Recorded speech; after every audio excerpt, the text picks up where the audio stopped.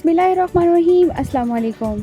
मैं हूँ आरजे और आप देख रहे हैं कुकिंग विद आरजे। उम्मीद करती हूँ आप सब खैरियत से होंगे। अल्लाह पाक आप सबको अपने हिफ्ज़-ओ-मान में रखें, आमीन सुम्मा आमीन। तो आज मैं शेयर करने वाली हूँ आपसे एप्पल जैम की रेसिपी। तो आइए रेसिपी स्टार्ट करते हैं। बिस्मिल्लाहिर्रहमानिर्रहीम। हाफ़ केजी मैं एप्पल का इस्तेमाल कर रही हूँ।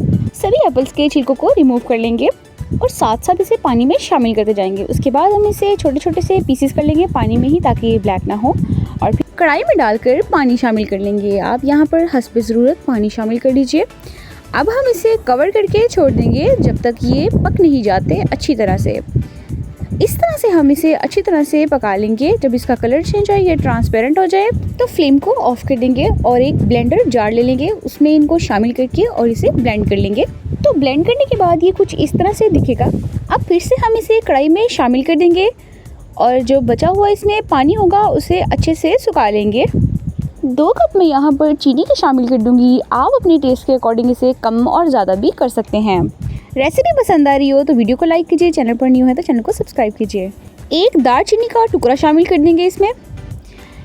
इसे हम बाद में रिमूव कर लेंगे। यहाँ पर मैंने 3 सब्ज़ इलायची ली थी और अच्छे से उसे पीस लिया और इसमें ऐड कर दिया। 3 नींबू के रस लिए हैं मैंने यहाँ पर। आप चाहें तो इसमें सिरका भी शामिल कर सकते हैं। नींबू से इसका टेस्ट बहुत अच्छा आता है और ये इसे स्टोर करने में हेल्प करेगा। 2 से 3 माह के लिए आप इजीली इस जैम को इस्तेमाल कर सकते हैं। अब हम इसे 4 से 5 मिनट अच्छी तरह से पकाएंगे, ताकि इसमें जितना भी पानी है वो सारा रिमूव हो जाए। यहाँ पर मुझे 4 मिनट हो चुके हैं इसे पकाते हुए। मज़ीद मैं इसे 1 मिनट दूंगी ताकि ये थिक हो जाए। तो अल्हम्दुलिल्लाह हमारा जैम बिल्कुल थिक हो चुका है, आप देख सकते हैं। अब हम इसे टेस्ट कर लेते हैं। टेस्ट हम इस तरह से करेंगे। कोई भी प्लेट ले लें आप, उसमें इसको इस तरह से डालिए और इसे थोड़ा सा टेढ़ा मेढ़ा कीजिए और चेक कीजिए। अगर इसमें से पानी आएगा तो समझिए आपका जैम बिल्कुल भी तैयार नहीं है। और ये आप देख सकते हैं कहीं भी इसमें पानी नहीं है, तो ये बिल्कुल रेडी है। अब जी जो हमने दालचीनी का टुकड़ा इसमें शामिल किया था उसे हम रिमूव कर देंगे। इसका काम यही तक था।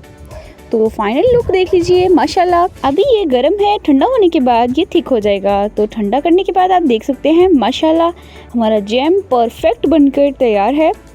एप्पल का जैम, सेब का जैम बनकर तैयार है। आप देख सकते हैं ये खाने में बाज़ार से 100 गुना ज़्यादा टेस्टी है। आप ज़रूर इसको ट्राई कीजिएगा और मुझे फीडबैक दीजिएगा कि आपको ये रेसिपी कैसी लगी। दुआ में याद रखिएगा। मिलते हैं नेक्स्ट वीडियो में, तब तक के लिए अल्लाह हाफिज़।